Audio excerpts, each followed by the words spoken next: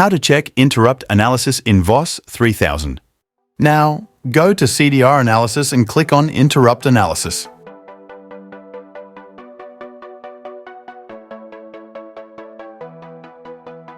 Now, set begin time and end time as you need.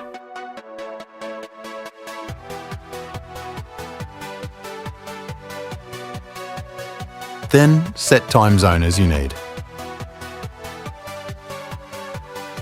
Then click Filter.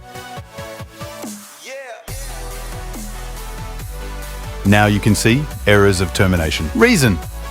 Here you can see Client Gateway ID. Here you can see IP, which is used to send calls. Here you can see termination reason.